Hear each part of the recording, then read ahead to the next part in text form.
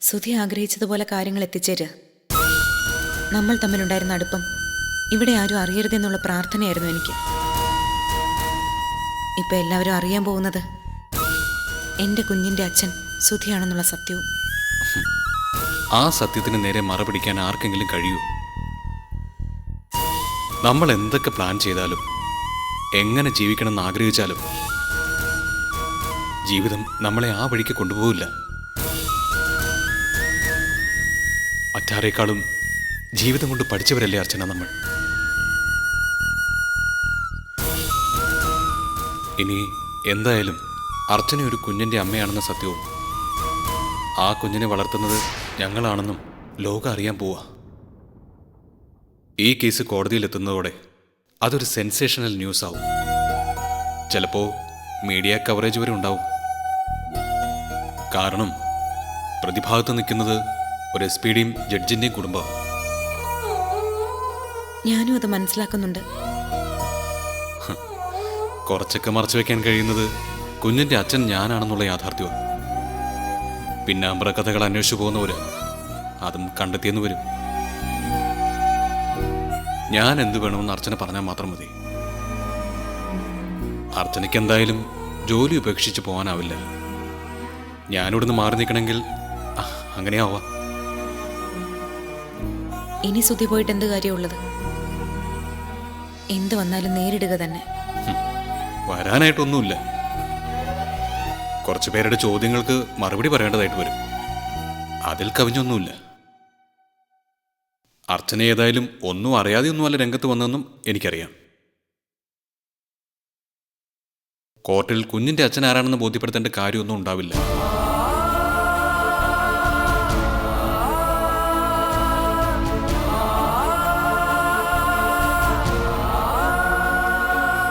ഒരു കുഞ്ഞും രണ്ടമ്മമാരും. അതിൻ്റെ യഥാർത്ഥ അവകാശി ആരാണെന്ന് മാത്രം കോടതി പരിഗണിച്ചാൽ മതി. അത് തന്നെയാണ് അർച്ചനയുടെ മനസ്സിലൊന്നും എനിക്കറിയാം. ഞാനായിട്ട് ഒരവകാശവാദത്തിനും വരില്ല. ആത്മാർത്ഥമായിട്ട് തന്നെയാണ് കുഞ്ഞിനെ അർച്ചനയ്ക്ക് കിട്ടണമെന്ന് ഞാൻ ആഗ്രഹിക്കുന്നത്. മറ്റുള്ളവർ അറിഞ്ഞ് ആ വാർത്ത ബാങ്കിൽ എത്തുന്നതിന് മുമ്പ് ഇവിടെയുള്ളവരോട് എനിക്കത് പറയണം. സുധി ഇപ്പൊ എന്ത് പറയാൻ പോകുന്നു? ഇതുവരെ അർച്ചനയ്ക്ക് ഞാനായിട്ട് ഒരു ഉപദ്രവം ഉണ്ടാക്കിയിട്ടില്ല. എൻ്റെ മരണം വരെ ഞാനത് പാലിക്കുകയും ചെയ്യും.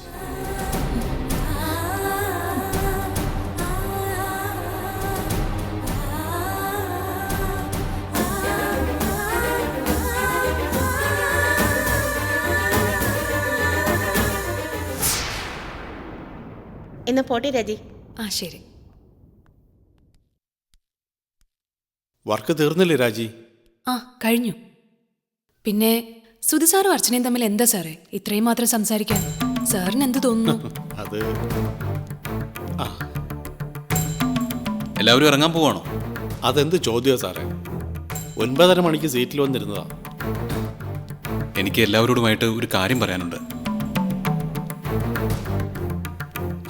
മാഡം കൂടി വന്നത് നന്നായി. എന്താ സുധി? എൻ്റെ കുഞ്ഞിൻ്റെ ബർത്ത്ഡേയുടെ പേരിൽ ഇവിടെ പലരും പലതരത്തിൽ സംസാരിച്ചതായിട്ട് എനിക്കറിയാം. അതൊക്കെ കഴിഞ്ഞ കാര്യമല്ലേ സാർ? അതിനിപ്പോഴും പ്രസക്തിയുണ്ട്. നിങ്ങളുടെ സംശയങ്ങളൊന്നും വെറുതെയല്ല. ഞാനത് പറയാം. സുധി എന്താ പറയാൻ പോകുന്നത്? ചില സത്യങ്ങളൊക്കെ നിങ്ങളോട് തുറന്ന് പറയാനുണ്ട് മാഡം. ഇന്നല്ലെങ്കിൽ നാളെ നിങ്ങൾ അതൊക്കെ അറിയാൻ പോകുന്നതാണ്. കുഞ്ഞിൻ്റെ കാര്യത്തിൽ എനിക്കും എൻ്റെ വൈഫിനും അഭിപ്രായ ഐക്യമില്ലായിരുന്നു എന്നുള്ളത് സത്യം തന്നെയാണ്.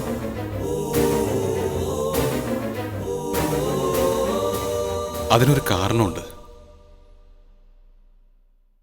ഞങ്ങൾ വളർത്തുന്ന കുഞ്ഞ് ഞങ്ങളുടേതല്ല.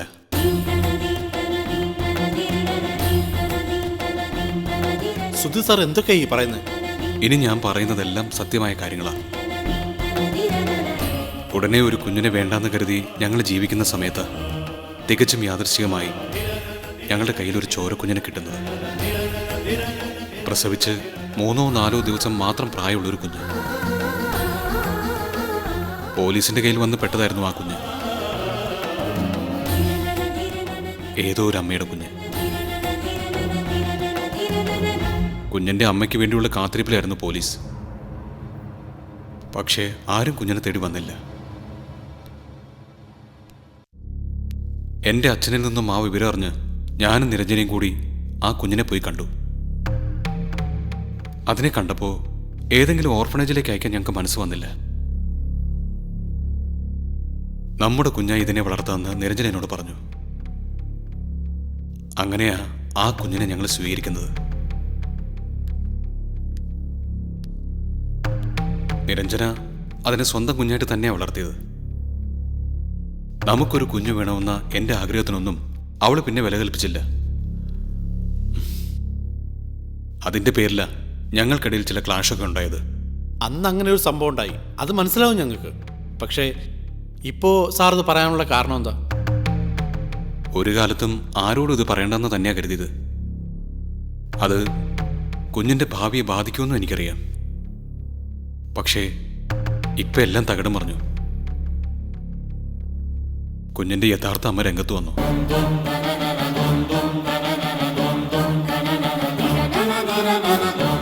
അന്ന് കുഞ്ഞിനെ അന്വേഷിച്ച് വരാനുള്ള ഒരു അവസ്ഥയിലായിരുന്നില്ല ആ അമ്മ. പക്ഷേ അവർ കുഞ്ഞിന് വേണ്ടിയുള്ള അന്വേഷണം തുടർന്നുകൊണ്ടേയിരുന്നു. ഒരു കാരണവശാലും സാറാ കുഞ്ഞിനെ വിട്ടുകൊടുക്കരുത്. ഇനി അതിന് കഴിയില്ല ബാലേന്ദ്ര. അവരെല്ലാ സത്യവും മനസ്സിലാക്കി കഴിഞ്ഞു. കുഞ്ഞ് ഞങ്ങളുടെ കയ്യിലുണ്ടെന്ന് അവർക്കറിയാം. നിയമ നടപടികൾ അവൾ ആരംഭിച്ചു കഴിഞ്ഞു.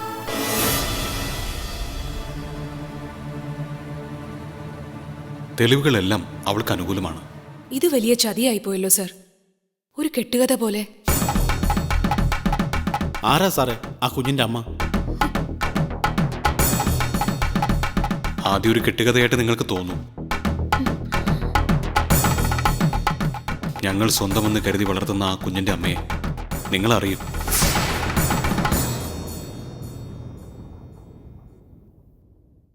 ഈ നിൽക്കുന്ന അർച്ചനയാ ആ കുഞ്ഞിൻ്റെ അമ്മ.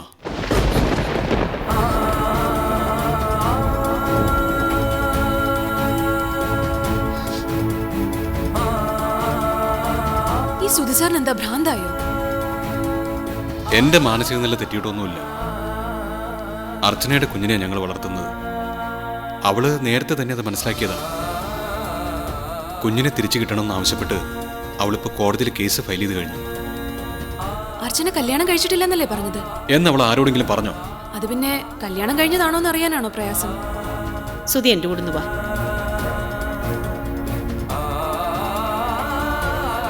എന്തൊക്കെയാ ബാലേന്ദ്ര സാറേ കേൾക്കുന്നേ? സത്യം പറയാലോ, എനിക്കിപ്പോഴും ഇക്കാര്യങ്ങളിൽ വിശ്വാസം വന്നിട്ടില്ല. സുധി സാറ് പറഞ്ഞാല് പകുതിയെ സത്യമുള്ളൂ. മറുപകുതി എന്താണെന്ന് ഞാൻ കണ്ടെത്തുക തന്നെ ചെയ്യും. എല്ലാവരുടെയും മുമ്പിൽ വെച്ച് സംസാരിക്കേണ്ടെന്ന് വെച്ചാ സുധി ഞാൻ ഇങ്ങോട്ട് വിളിച്ചത്. വിവരങ്ങളൊക്കെ ജയന്തി എന്നെ അറിയിച്ചിരുന്നു. പക്ഷേ സുധി ഇവിടെ വെച്ച് ഇങ്ങനൊരു വെളിപ്പെടുത്തലല്ല നടത്തേണ്ടിയിരുന്നത്. എല്ലാം എല്ലാവരും അറിയാൻ പോവുകയല്ലേ മാഡം? സുധി ഇപ്പോൾ ഒന്നും പറയാൻ പാടില്ലായിരുന്നു. ഇതിപ്പോ കുഞ്ഞിന്റെ അച്ഛൻ താനല്ലെന്ന മട്ടില്ല സുധി കൈ കഴിയത്. ഞാനത് ആഗ്രഹിക്കാഞ്ഞിട്ടാണോ? അർച്ചനയ്ക്ക് ആത്മധൈര്യം നൽകണം.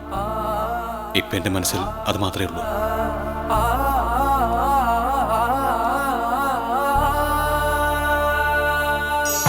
റിയാലിറ്റി ഷോയിലൂടെ തെന്നിന്ത്യൻ സൂപ്പർ താരം മാര്യ വധുവിനെ കണ്ടെത്തുന്നു. ആര്യക്ക് പരിണയം ഈ വരുന്ന തിങ്കളാഴ്ച ആരംഭിക്കുന്നു. രാത്രി 9:30 ഫ്ലവേഴ്സ്.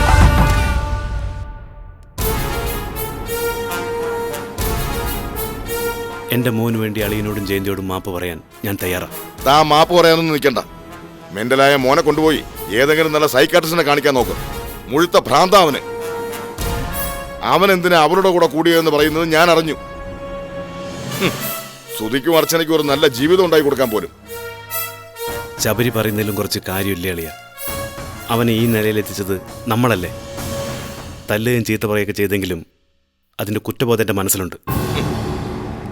അന്ന് സുധിയും നിരഞ്ജനയും തമ്മിലുള്ള വിവാഹം മാറ്റിവെക്കാനുള്ള തീരുമാനമായിരുന്നു നമ്മൾ എടുക്കേണ്ടിയിരുന്നത്. സുധിയുടെ കുഞ്ഞ് അർച്ചനയുടെ വയറ്റിൽ ജന്മമെടുത്തു എന്നറിഞ്ഞിട്ടും 2 പെൺകുട്ടികളോടും ചതി ചെയ്തത് നമ്മളല്ലേ? ഏത് കളരിയിലും പയറ്റി നിൽക്കാനുള്ള മനക്കരുത്ത് നമുക്കുണ്ട്. പക്ഷേ ശബരിക്കതില്ലളിയ. ഇനിമേൽ അവളുമായിട്ട് ഒരു കണക്ഷനും അവന് ഉണ്ടാവരുതെന്ന് നടരാജൻ അവനോട് പറഞ്ഞു വിലക്കണം. വിലക്കുകളൊക്കെ എത്രയോ കഴിഞ്ഞതാ. നിരഞ്ജന രക്ഷപ്പെട്ടു പോവുകയാണെന്ന് അളിയൻ വിളിച്ചു പറഞ്ഞപ്പോൾ തന്നെ അവൾക്കൊപ്പം അവനുണ്ടെന്ന് ഞാൻ മനസ്സിലാക്കിയതാ. വണ്ടി തിരിച്ചു വിട്ട് ഒയ്യാരത്തേക്ക് അവളെയും സുധിയുടെ കുഞ്ഞിനെയും എത്തിക്കാൻ ഞാൻ വിളിച്ചു പറഞ്ഞത് അവൻ ചെവി കൊണ്ടില്ല. എന്നിട്ട് അളിയൻ എന്നെയും സംശയിച്ചു. ഞാനൊരു മുന്നറിയിപ്പ് തന്നില്ലായിരുന്നെങ്കിൽ അവളിപ്പോൾ സ്റ്റേറ്റ്സിലെത്തിയേനെ. എന്റെ അപ്പോഴത്തെ മാനസികാവസ്ഥ വെച്ച് പറഞ്ഞു പോയതാ. നടരാജൻ അത് മറന്നേക്ക്. എനിക്ക് മറക്കാനല്ലേ പറ്റൂ. ഇനി അവൾ ഒരിടത്തേക്കും പോവില്ല. തക്ക സമയത്ത് അർച്ചനയ്ക്കൊരു മനസ്സുണ്ടായത്. സാധ്യതയില്ലെങ്കിൽ അഡ്വക്കേറ്റ് രാജലക്ഷ്മി കേസ് ഏറ്റെടുക്കില്ല. അളിയൻ ആഗ്രഹിക്കുന്ന വിധി തന്നെ ഉണ്ടാവും. പിന്നെ ചെവള ഗോവിന്ദൻ ഇവിടെ ചില ആൾക്കാരെയൊക്കെ കാണുന്നുണ്ട്. അർച്ചന തന്നെ അവൻ്റെ ലക്ഷ്യമെന്ന് പ്രത്യേകം പറയണ്ടല്ലോ. രാജപ്പൻ്റെ ഒരു കാല് വെട്ടിയിട്ട് പോലും അവനെ കൊടുക്കാൻ പോലീസിന് കഴിഞ്ഞിട്ടില്ല. രാജപ്പൻ പോലും ഇപ്പൊ പറയുന്നത് ഇരുട്ടത്തവന് ആളെ തിരിച്ചറിയാൻ കഴിഞ്ഞില്ലെന്നാണ്. സംഭവ ദിവസം ഗോവിന്ദൻ അവന്റെ നാട്ടിൽ തന്നെ ഉണ്ടായിരുന്നതായിട്ട് അവിടുത്തെ പോലീസ് തന്നെ പറഞ്ഞാൽ പിന്നെ നമ്മൾ എന്ത് ചെയ്യും? അയാളെ ഭയന്നിട്ടാവും രാജപ്പൻ മൊഴിമാറ്റി പറഞ്ഞത്. പക്ഷേ അവിടം കൊണ്ട് തീരുന്ന ലക്ഷണമല്ല ഇത്. പുനരന്വേഷണത്തിന് ഒരു ബുദ്ധിമുട്ടുണ്ടാവില്ല. 2 സ്ത്രീകൾ മാത്രമായിരുന്നു ആ വീട്ടിൽ. അന്നത് ഈസിയായി ഒതുക്കി തീർത്തു. പുതിയൊരു അന്വേഷണം ഉണ്ടായാൽ കാര്യങ്ങൾ ഏത് വിധത്തിലാണ് വരാൻ പോകുന്നതെന്ന് പറയാൻ പറ്റില്ല. ഒരു കാര്യം ഉറപ്പാ, അർച്ചന ചെയ്യില്ലെന്ന് നമുക്ക് കരുതാമെങ്കിലും ആ കൊലപാതകത്തിൽ അവളും പങ്കാളിയാ. സംഭവ സ്ഥലത്ത് അർച്ചന ഉണ്ടായിരുന്നു എന്നുള്ളത് ഉറപ്പല്ലേ? ഗോവിന്ദന്റെ ശ്രമം അവളെ 1-ാം പ്രതിയായി കൊണ്ടുവരാൻ തന്നെയാണ്.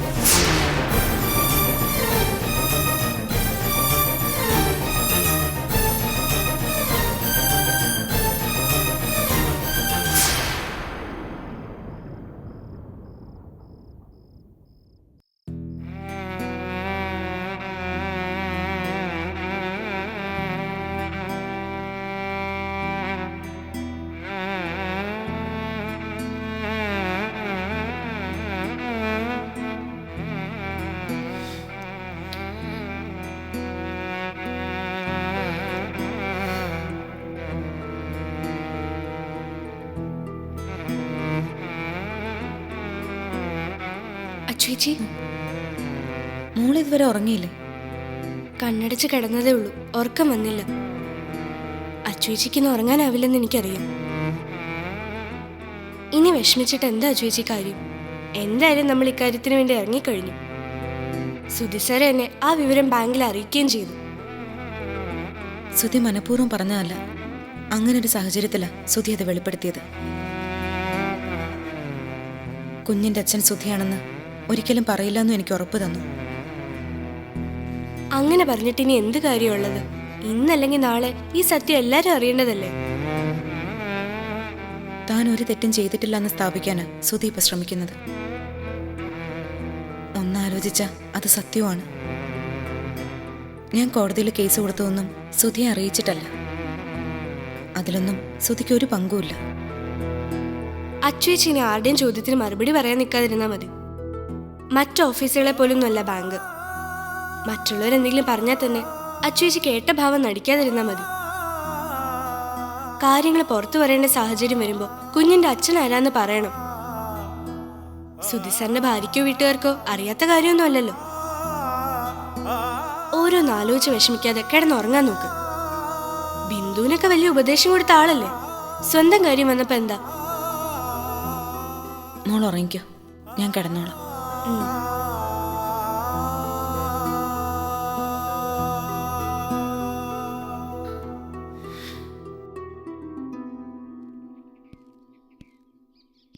ശബരി എന്നെ വിളിച്ച് കുറെ കാര്യങ്ങൾ പറഞ്ഞു. അവനെ കാണുമ്പോലല്ല, അത്ര വിവേകമേ അവനുള്ളൂ. അവൻ കണ്ട പരിഹാരം എന്തായാലും കൊള്ളാം. കുഞ്ഞിനിന്ന് അത്രയും സ്വാധീനം ഉണ്ടാക്കില്ലെന്നാ അവൻ കരുതിയത്. നീ പലപ്പോഴും അതിനെ അവോയ്ഡ് ചെയ്യുന്നതും കാണാൻ പോലും ഇഷ്ടപ്പെടാത്തതൊക്കെ അവൻ എന്നോട് പറഞ്ഞു. എടാ, അതെന്റെ കുഞ്ഞാണെന്ന് ഞാൻ അറിഞ്ഞിരുന്നോ? ആ സമയം എന്റെ കുഞ്ഞിനെ തേടിയുള്ള അലച്ചില്ലായിരുന്നില്ല ഞാൻ. അവൻ പറയുന്നതൊന്നും ആകാശം വിശ്വസിക്കരുത്. മുമ്പും അവൻ ഇങ്ങനെയൊക്കെ തന്നെയായിരുന്നു. ഞാൻ പറഞ്ഞത് വെറുതെ അല്ല. ഇപ്പൊ എന്തിനേക്കാളും വില മതിക്കുന്നത് ഞാൻ എന്റെ മോനെയാണ്. നിരഞ്ജനയുടെ കയ്യിൽ നിന്നും എനിക്ക് അവനെ സ്വീകരിക്കാൻ കഴിയുമായിരുന്നെങ്കിൽ അർച്ചനയ്ക്ക് വിട്ടുകൊടുക്കാനും ഞാൻ തയ്യാറാവില്ലായിരുന്നു. കുഞ്ഞ് ഞങ്ങളുടേതാണെന്ന് വരുത്തി തീർത്തുകൊണ്ട് എങ്ങനെ എനിക്ക് കുഞ്ഞിനെ ആവശ്യപ്പെട്ട് കോടതിയിൽ പോകാൻ കഴിയും? കൈക്കുഞ്ഞിനെ കോടതി അമ്മയ്ക്ക് തന്നെ കൊടുക്കും. അതോടെ നിരഞ്ജന അവൻ അവകാശിയാവും. അർച്ചനയ്ക്ക് കിട്ടട്ടെന്ന് ഞാൻ കരുതിയത് അതുകൊണ്ടാ. കുഞ്ഞിനെ കിട്ടിയാലും അവൾക്ക് എന്നോടുള്ള മനോഭാവത്തിൽ ഒരു മാറ്റവും വരില്ലെന്ന് എനിക്കറിയാം. എന്റെ അമ്മയ്ക്ക് അവനെ പോയൊന്ന് കാണാമല്ലോ. അത്രയെങ്കിലും ഞാൻ എന്റെ അമ്മയ്ക്ക് വേണ്ടി ചെയ്തു കൊടുക്കണ്ടേ? നീ കരുതുന്ന പോലെ അല്ല കാര്യങ്ങൾ. അർച്ചനയ്ക്ക് കുഞ്ഞിനെ കിട്ടിയാ പിന്നെ നിരഞ്ജന നീയുമായുള്ള ബന്ധം തുടരില്ല. ഡിവോഴ്സ് പ്രതീക്ഷിക്കാം. കുഞ്ഞിന്റെ അച്ഛനായി നീ വേണമെന്ന് കരുതിയ ഡിവോഴ്സിന് അവൾ തയ്യാറാവാത്തത്. അവൾ ഒഴിഞ്ഞു പോയാ നിന്റെ വീട്ടുകാർ വെറുതെ ഇരിക്കില്ല. നീ കെട്ടിയ പെണ്ണല്ലേ അർച്ചന. ഒപ്പം വന്നില്ലെങ്കിൽ കൂടെ കയറി താമസിക്കണം. അവൾ എന്ത് ചെയ്യുന്ന അപ്പൊ അറിയാലോ.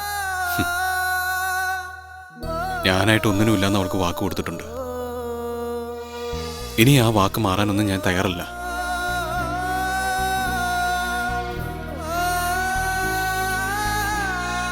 എന്നെ ഒഴിവാക്കി നിർത്തുന്നതാണ് അവൾക്കൊരു സമാധാനമെങ്കിൽ അവൾ അങ്ങനെ തന്നെ ചെയ്യട്ടെ.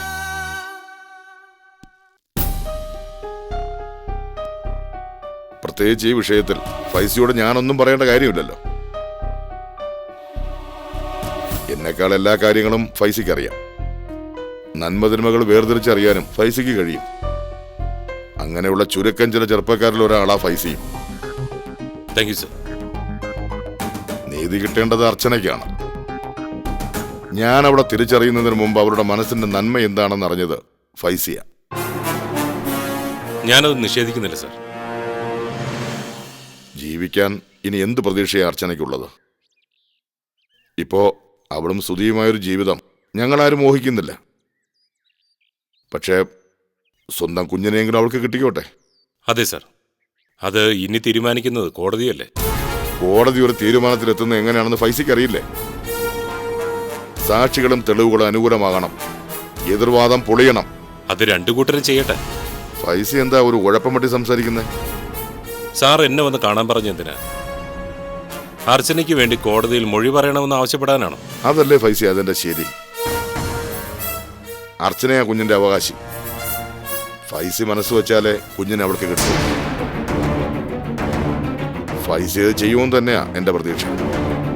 സോറി സാർ, എന്റെ ഭാഗത്ത് ശരി നിരഞ്ജനയിലാണ്.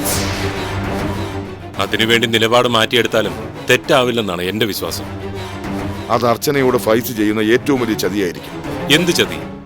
അവളുടെ സമ്മതമില്ലാതെ എങ്ങനെ ഇത്രയും കാലം നിരഞ്ജനയ്ക്ക് കുഞ്ഞിന്റെ അമ്മയാവാൻ കഴിയും?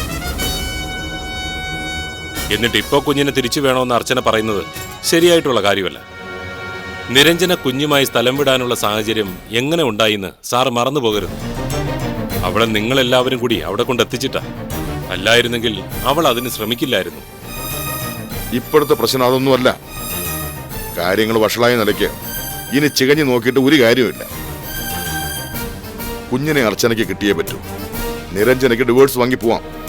അവളത് ചെയ്യും. രണ്ടുപേർക്ക് ഓരോ ജീവിതവും ഉണ്ടാവും. ശരിയായ സൊല്യൂഷൻ അത് മാത്രമാണ്. ഫൈസി അത് തിരിച്ചറിയണം. സംഭവിച്ചത് എന്താണെന്ന് ഫൈസി കോടതിയെ ബോധ്യപ്പെടുത്തണം. സാറിന്റെ ഓർഡർ ഞാൻ അനുസരിക്കാം. അത് ഒഫീഷ്യൽ ആണെങ്കിൽ മാത്രം. പക്ഷെ ഇത് തികച്ചും വ്യക്തിപരമായ ഒരു കാര്യമാണ്. ഇതനുസരിക്കാൻ എനിക്ക് പറ്റില്ല സാർ. സാർ എന്നോട് ക്ഷമിക്കണം. ഇവിടെ എന്റെ മനസാക്ഷിക്ക് ചേരുന്നത് മാത്രമേ ഞാൻ ചെയ്യൂ. കോടതിയിൽ പോകേണ്ടി വന്നാൽ കുഞ്ഞിനെ പറ്റി ഒന്നും അറിയില്ലെന്ന് ഞാൻ പറയും. ഈ തീരുമാനത്തിൽ ഒരു മാറ്റവും സാർ എന്നിൽ നിന്ന് പ്രതീക്ഷിക്കേണ്ട.